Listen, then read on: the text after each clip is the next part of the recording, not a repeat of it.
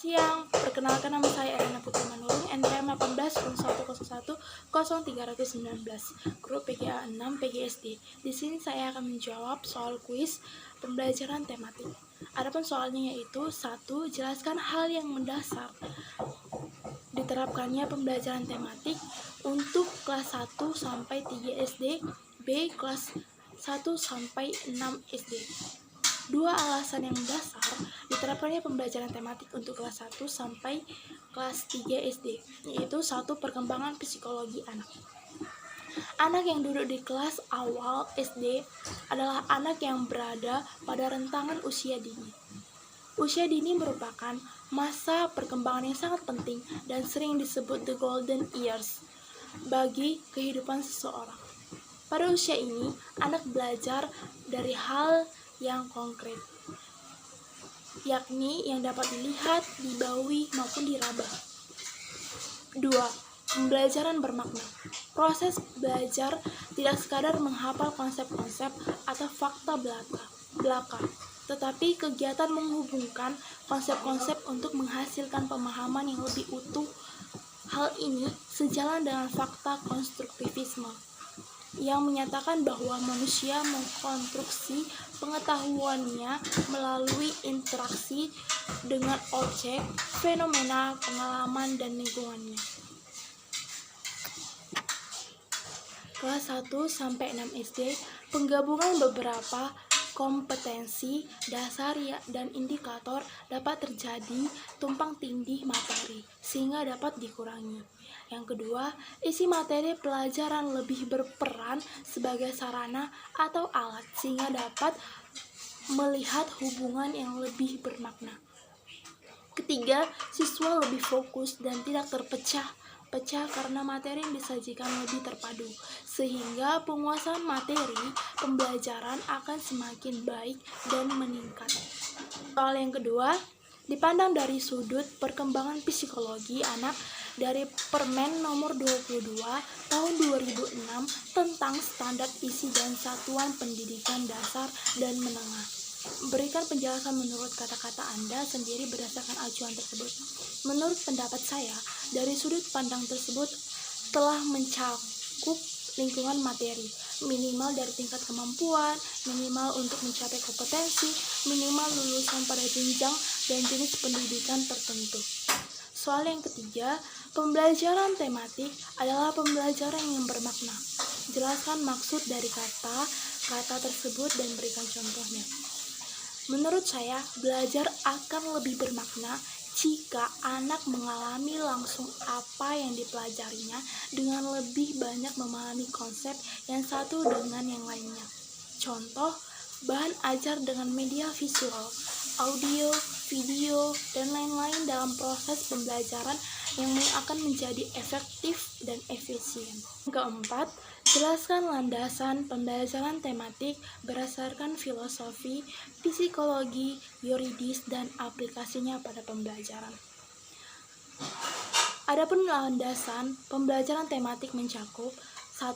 Landasan filosofis. Dalam pembelajaran tematik sangat dipengaruhi oleh 3 aliran filsafat, yaitu 1. Aliran progresivisme. Memandang proses pembelajaran perlu ditekankan pada pembentukan kreativitas, pemberian sejumlah kegiatan, suasana yang alami atau natural, dan memperhatikan pengalaman siswa. Kedua, aliran konstruktivisme. Melihat pengalaman langsung siswa atau direct experience sebagai kunci dalam pembelajaran. Yang ketiga, aliran humanisme. Melihat dari segi keunikan atau kekhasannya, potensinya, dan motivasi yang dimilikinya. Landasan psikologi. Pembelajaran tematik terutama berkaitan dengan psikologi perkembangan peserta didik dengan psikologi belajar. Psikologi perkembangan diperlukan terutama dalam menentukan isi atau materi pembelajaran tematik yang diberikan kepada siswa agar tingkat keluasan dan kedalamannya sesuai dengan tahap perkembangan peserta didik. Melalui pembelajaran tematik diharapkan adanya perubahan perilaku peserta didik menuju kedewasaan baik fisik, mental atau intelektual, moral maupun sosial. 3. Landasan yuridis. Landasan yuridis tersebut adalah Undang-Undang Nomor 23 Tahun 2002 tentang Perlindungan Anak yang menyatakan bahwa setiap anak berhak memperoleh pendidikan dan pengajaran dalam rangka pengembangan pribadinya dan tingkat kecerdasannya sesuai dengan minat dan bakatnya. Pasal 9. Aplikasinya pada pembelajaran yaitu 1. Guru bukan merupakan satu-satunya sumber informasi. Kedua, siswa disikapi sebagai subjek belajar yang secara kreatif mampu menemukan pemahamannya sendiri. Yang ketiga, dalam proses pembelajaran, guru lebih banyak bertindak sebagai model, sedangkan siswa bertindak sebagai aktor. 2. Implikasi bagi siswa. Siswa harus siap mengikuti kegiatan pembelajaran yang dalam pelaksanaannya yang dimungkinkan untuk bekerja, baik secara individual, pasangan kelompok, maupun klasikal. C. Ataupun yang bagian ketiga, implikasi terhadap sarana, prasarana, sumber belajar, dan media. 1. Pelaksanaan pembelajaran ini memerlukan berbagai sarana dan prasarana belajar. 2. Pembelajaran ini perlu memanfaatkan berbagai sumber belajar, baik yang didesain secara khusus maupun yang tersedia di lingkungan. Yang ketiga, pembelajaran ini juga perlu mengoptimalkan penggunaan media pembelajaran yang bervariasi. Keempat, implikasi pembelajaran terhadap pengaturan ruangan. 1. Ruang perlu ditata sesuai tema yang dilaksanakan.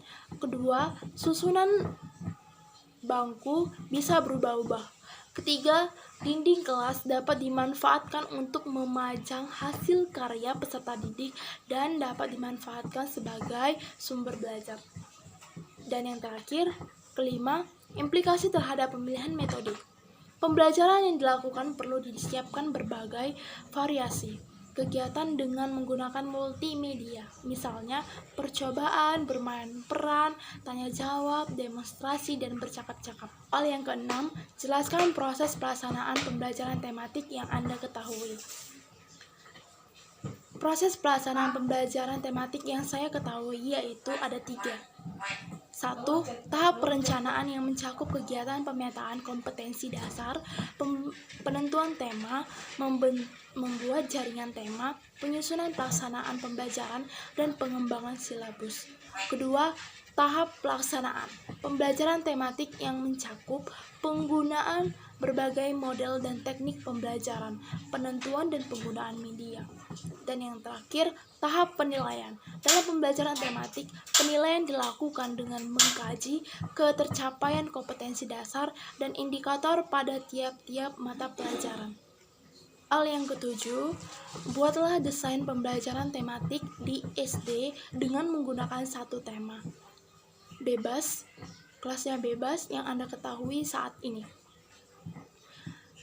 Kelas 1, tema diriku dengan tema 1, subtema tubuhku. Subtema 2. Alokasi waktu 6x35 menit. 1 pertemuan. A. Kompetensi inti atau KI. Yang pertama, menerima dan menjalankan ajaran agama yang dianutnya. Yang kedua, memiliki perilaku jujur, disiplin, tanggung jawab, santun, peduli, dan percaya diri. B. Kompetensi dasar dan indikator. Bahasa Indonesia. 3.4. Mengenal kosakata tentang anggota tubuh dan panca indera serta perawatannya melalui teks pendek berupa gambar, tulisan, slogan sederhana, dan atau syair lagu. 4.4. Menjelaskan dengan kosakata yang tepat dengan anggota tubuh dan panca indera serta perawatannya atau berupa gambar dan tulisan dalam bahasa Indonesia, lisan dan tulisan. Indikator. 3.41. Menjodohkan gambar dan kata anggota tubuh dengan tepat. 4.4.1 Menggunakan kosakata tentang anggota tubuh dengan tepat dalam bahasa dan tulisan. Bahasa lisan dan tulisan. PPKN 3.2 Memahami aturan yang berlaku dalam kehidupan sehari-hari di rumah. 4.2 Melakukan kegiatan sesuai aturan yang berlaku dalam kehidupan sehari-hari di rumah. Indikator 3.2.35 menunjukkan hal-hal yang harus dilakukan dalam hubungannya dengan aturan menjaga kesehatan tubuh di rumah. 4.2.35 meragakan kegiatan tentang menjaga kesehatan tubuh di rumah dalam hubungannya dengan aturan saat makan di rumah.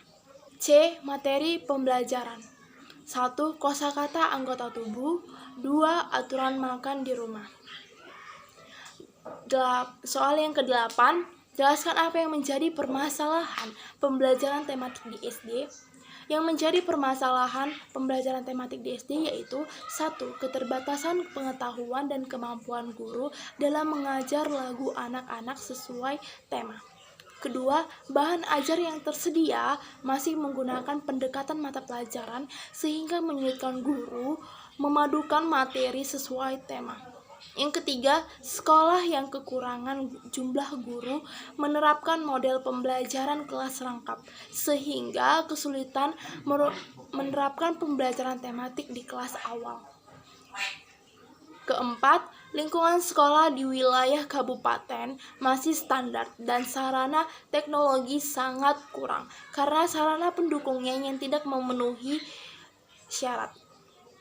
Kelima, untuk guru kelas dapat menggunakan model Webet, yakni pembelajaran yang menggunakan suatu tema sebagai dasar pembelajaran dalam berbagai disiplin mata pelajaran.